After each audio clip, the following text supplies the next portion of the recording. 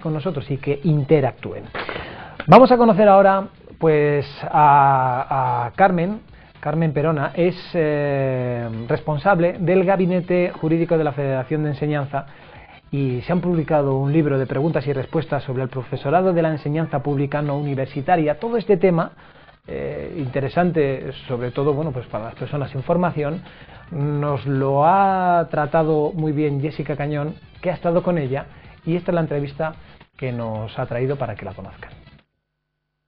Estamos con Carmen Perona Mata. Carmen es responsable del Gabinete Jurídico de la Federación de la Enseñanza de Comisiones Obreras y además es autora del libro Preguntas y Respuestas del Profesorado de la Enseñanza Pública no Universitaria. Muy buenos días, Carmen. Hola, buenos días. Hay mucha falta de información entre el personal docente sobre los temas laborales. Sí, la verdad es que están indefensos porque no tienen una ley concreta como el Estatuto de los Trabajadores, sino que tienen mucha normativa. Está el Estatuto Básico del Empleado Público, pero no se ha desarrollado por las comunidades autónomas, y la legislación es muy interpretable. Entonces desconocen lo que son las relaciones laborales, los derechos que tienen, también las obligaciones, y realmente el libro se ha hecho para protegerles y aclararles las dudas sobre su relación laboral. ¿Qué tipo de preguntas y respuestas podemos encontrar en este libro? Pues se puede encontrar todo lo que es su carrera administrativa, los concursos de traslados, el tipo de excedencias, los permisos, los problemas que más llegan quizás a los abogados y a los jueces, como puede ser el acoso laboral, las denuncias penales que sufren por denuncias de los padres, los casos de bullying de los niños, el régimen disciplinario, y una parte muy importante que ahora ha salido como problemática, que antes no había, que es los casos de las denuncias ante la Agencia de Protección de Datos. ¿Qué diferencia al personal universitario del no universitario? Porque este libro se dirige a personal no universitario. Bien, pues como te decía anteriormente, como ellos no tienen una legislación específica y en cada comunidad autónoma las competencias, cada comunidad legisla a su manera, estas respuestas se han hecho en virtud de lo que dicen los jueces. En cambio, el personal universitario tiene legislación propia de cada universidad, y el profesorado, por ejemplo, de una universidad depende de esa universidad, por ejemplo la Universidad de León, otros la Universidad de Santiago de Compostela o Salamanca, y tiene una regulación propia donde ya están fijados los términos laborales. En cambio, el personal no universitario tiene esas deficiencias legislativas, deficiencias de interpretación de norma, y que cada comunidad entiende la ley a su manera. Por lo tanto, hay unas diferencias absolutas, por ejemplo, entre alguien de Castilla-León o de Madrid, por ejemplo, ¿no? ¿Cuál es el error más frecuente en materia laboral que comete el personal docente? ¿O en qué campos están más desinformados? ¿En referencia a qué temas? Digamos que el mayor error que comete un profesor de la enseñanza pública no universitaria es actuar con buena fe.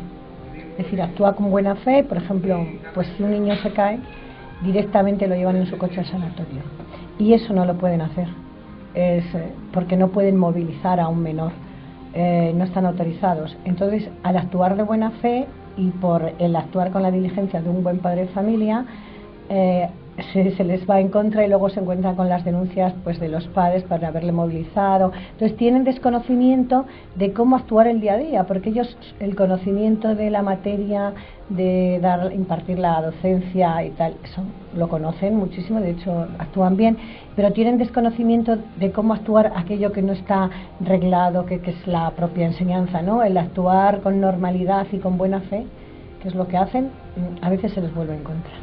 El libro además se completa con una selección de jurisprudencia y de formularios. Háblanos un poco de este apartado. Sí, he cogido el apartado de jurisprudencia para avalar que todas las respuestas que se dan no están recogidas en las leyes, porque lo que se ha recogido es justo lo que no viene en la norma, que tampoco es un invento de la autora, o sea, que he interpretado la norma, sino que he cogido lo que dicen los diferentes tribunales de todo el Estado. ¿Qué he hecho con la jurisprudencia? Recopilar la jurisprudencia la sentencia completa, bueno, un extracto, pero justo referido a la respuesta que yo he dado en el libro. Y el formulario es porque ellos desconocen cómo se hace una reclamación, cómo reclamar sus retribuciones o cómo pedir una excedencia o cómo actuar cuando, por ejemplo, la administración les puede sancionar. Entonces he puesto modelos de recursos, de reclamaciones, para que ellos, sin tener que ir a un abogado, puedan hacerlo y de esa manera estar no tener menos indefensión, y tampoco que se tengan que gastar el dinero en un abogado cuando es algo tan sencillo que ellos con un modelo pueden hacerlo. ¿Sería lo que le movió a escribir este libro, tanto desconocimiento por parte de los docentes? Me movió la desprotección que tienen, no el desconocimiento, sino la desprotección. Es decir, la administración cree más, por ejemplo, a la sociedad, en este caso a los padres y a los alumnos, que al propio profesorado. Y como, reitero, actúa de buena fe y considera que es justo lo que hace, esa justicia se vuelve en contra de ellos. Y esa indefensión es lo que me motivó, es decir, es que están desprotegidos. Voy a hacer un libro donde tengan las respuestas, pero no solo para los docentes, pero yo creo que también va encaminado a la administración, para que sepan la forma de actuar, que tampoco la administración sabe todo. Entonces a veces comete errores que perjudican al docente. De esta manera, teniendo lo que dicen los jueces, la administración pues ya no puede actuar subjetivamente y tiene un manual que le dice, mira, esto lo tienes que hacer así. Toca temas también muy curiosos, por ejemplo, uno de ellos que a mí me ha llamado la atención es el uso del teléfono móvil. Es tan importante indicar cómo se debe utilizar también un móvil en referencia al profesorado. Sí, es que ahí solo hay un caso en España, pero hay muchas denuncias respecto a eso, y es verdad que lo llevé yo, el primero que había. Entonces ahí denuncian por retirar el teléfono móvil a un alumno, y denuncian por la vía penal por apropiación indebida, que la multa es de 300 a 1.200 euros. Entonces ahí, bueno, la verdad es que como el reglamento del centro decía que estaba prohibido el uso del móvil, pues el juez absolvió, y sobre todo porque la profesora quitó la tarjeta PIN.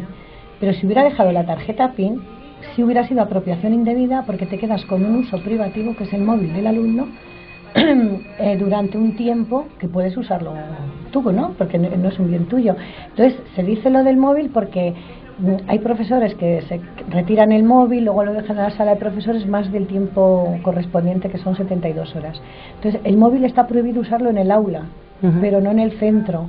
Entonces sí es importante que lo sepan, porque lo desconocen y luego rápidamente tienen las denuncias penales, que es mayormente para tener una indemnización, ¿no? Por eso es necesario que sepan que lo pueden retirar en la clase, pero no en el centro. Un tema que se comenta mucho en la calle últimamente, la modificación de la edad de jubilación. ¿Cómo les afecta a los docentes? Bueno, pues afecta muchísimo, porque los docentes tienen una jubilación que es la jubilación LOCSE, que ahora lo tiene la LOE, las leyes educativas, sí, ¿no? Entonces esa jubilación es a los 60 años, pues cuando tienes 30 años de servicios, es el 100%. Entonces, claro, los docentes no pueden estar en el colegio hasta los 67 ni los 70, pero por el propio docente, que es una profesión muy arriesgada, lleva mucho desgaste, tanto psicológico como físico. Imagínate una profesora de 62 años con niños de infantil, tampoco yo creo que sea bueno para los propios alumnos, ¿no? Y luego, porque es necesario que la gente nueva opte, ¿no? La gente joven pueda acceder al mercado docente, y es más, es una jubilación voluntaria. De manera que el docente, si quiere acogerse, puede, y si no, puede estar hasta la edad obligatoria. Entonces, en el sistema educativo, si desapareciera este tipo de jubilación, yo creo que se envejecería la edad en la docencia, tanto para el sistema educativo como para los niños, y cerraría el mercado de trabajo pues al profesor interino, para que luego fuera funcionario de carrera. O sea, es uno de los que comisiones solicita que siga esa jubilación. Estamos luchando por ello. Y en el Estado pasaría lo mismo si se quita la jubilación esta anticipada, o si se prorroga quizás la forzosa 2 años más. Otro tema que escuchamos últimamente en las noticias con demasiada frecuencia es el tema del acoso de los alumnos hacia los profesores. ¿Cómo se ven respaldados los profesores en estos casos? Ese es uno de los problemas. El profesor, cuando es acosado por un alumno, acosado, bueno, la palabra acoso como es una cuestión de prueba, yo diría que se siente insultado, a veces agredido por alumnos y por padres. Ahí la desprotección que tiene es absoluta.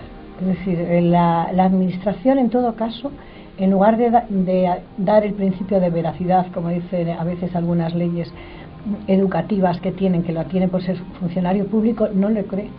No cree al profesor, cree más al menor o a los padres, entonces se siente totalmente desprotegido. Es más, en ese caso la administración no le pone abogado, tiene que buscarse un abogado privado. Eso conlleva una sensación de incapacidad, de no sentirse protegido, que desemboca luego en un estrés y en una baja laboral por acoso, no ya también del alumno, pero también de la propia administración, que no le protege y que no respeta los derechos propios del profesor.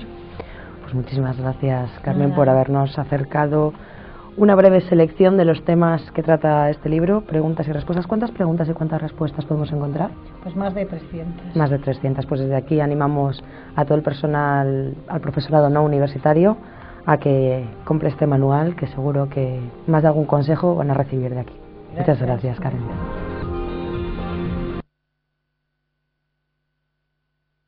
Bueno, pues estos son ya todos los temas. Después de